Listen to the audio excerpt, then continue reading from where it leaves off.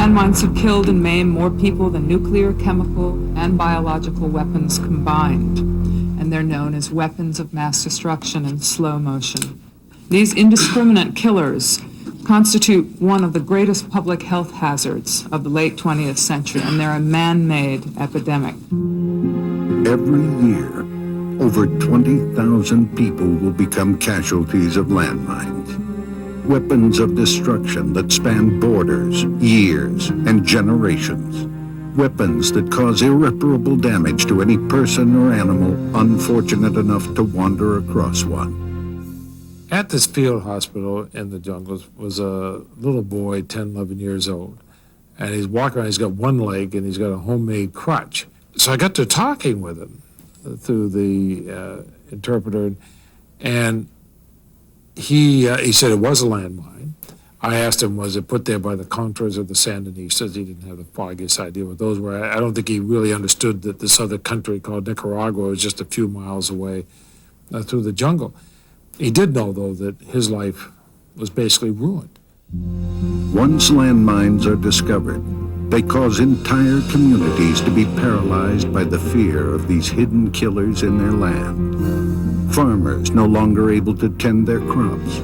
Children no longer able to play outside their homes. Towns and villages isolated like an island in a sea of indiscriminate killers. Local economies ground to a halt. We went to a small village that had ripe mangoes in it, and they couldn't go back and pick those mangoes because of landmines in that field.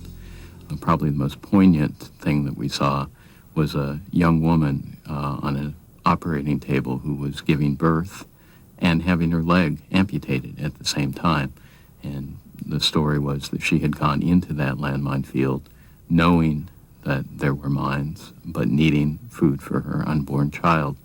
And the doctor said that neither she nor her child were likely to survive. You can't see something like that and not recognize the tragedy of these weapons. And of course, humans are not the only victims of landmines.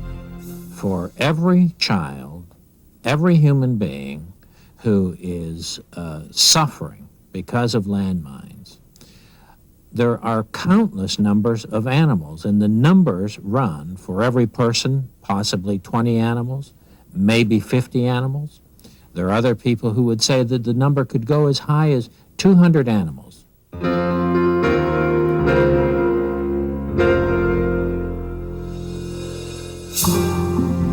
The task of removing tens of millions of dangerous landmines is Herculean. Traditional demining efforts consisting of metal detectors, manual probing, and mechanical minesweepers are very costly and time-consuming. The most successful demining operations are those that integrate the traditional manual demining with the use of metal detectors and specially trained demining dog teams. Mine clearance is still working really in World War II technology, people with metal detectors prodding in the ground. Recently, everyone has found that dogs are very effective in using their sense of smell to detect and locate mines, and they work much faster because they ignore the metal fragments and they go straight to the mine. Dogs have the incredible ability to detect landmines through sniffing the explosives, not the metal. This makes dogs one of the most versatile and valuable tools for landmine detection. What the dog does for you is the dog sniffs the off-gas of the explosive material in an actual mine. So the dog truly is a mine detector, not a metal detector. Currently, there are almost 300 dogs trained to reliably detect mines in over 13 countries. But hundreds more are still needed. Each dog undergoes a rigorous training program to enable the dog to alert its handler to the presence of landmines. We found that properly trained dogs used with highly qualified handlers and properly integrated into a mine action process do superb work. The dog and handler always work together as a team. On the handler's command, the dog begins a methodic search for the scent of the deadly explosive that lies menacingly just centimeters beneath the surface. Once the dog picks up the scent of even the smallest amount of explosive, he zeroes in on the source and sits in front of the explosive to alert the handler.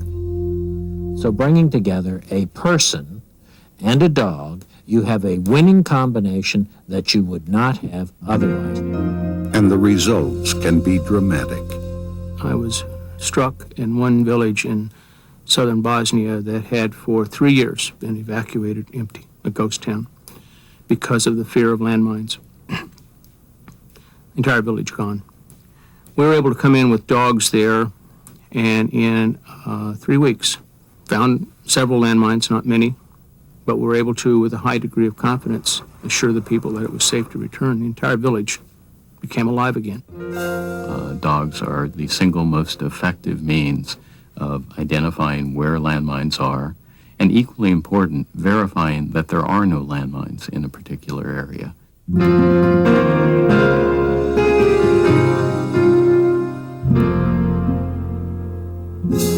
But the Marshall Legacy Institute can't do it alone. If we have any chance of reaching the goal of eliminating civilian landmine casualties, private organizations, various governments, international agencies, and individuals must all work together to ensure that landmines are cleared in the safest, most efficient, and cost-effective manner. And dogs are a critical part of that effort. We at the State Department have been sold on dogs pretty much since our experience in Bosnia starting in 1996, where we employed dogs in a new program set up in Bosnia-Herzegovina. And we've been sold on them ever since. So we're very thrilled at the prospect of a partnership with an organization such as Marshall Legacy Institute. The Marshall Legacy Institute has created a public-private partnership to support countries in their efforts to build a local canine demining corps. This partnership with the U.S. government, the Humane Society of the United States, DC Comics, the United Nations Development Program, and others, is helping build and train a network of mine detection dogs with indigenous handlers. I accompanied a number of people as part of a fact-finding mission to Africa on landmines, and it was sponsored by both the United Nations Association and by the State Department. And on that trip, I saw landmine dogs in action, sniffing out mines, covering much greater territory than certainly a human deminer could by himself. The Marshall Legacy Institute and the Canine Demining Corps campaign was instrumental in sending 8 mine detection dog teams to Nicaragua. These prized dogs, like the over 300 others throughout the world, are matched with local handlers who build a permanent indigenous capacity in their own landmine-impacted country. By supporting the Canine Demining Corps campaign, you can help make a difference. You can help humanity. It costs $16,000 to acquire, train, certify, and deliver a mine detection dog to a landmine-impacted country. A small price to pay to save the life or limb of the estimated 70 persons who today alone will become the casualty of a landmine. The Marshall Legacy Institute has recognized the tragic scale of this humanitarian disaster and is making a valuable contribution. It is helping to clear fields and playgrounds, lessening the chance that a child or a farmer will today lose a limb or life. It is a project-oriented organization that works to build affordable, sustainable, indigenous programs that ease humanitarian suffering and promote economic development. This is your chance to help. You can become a charitable contributor today. You can make a difference.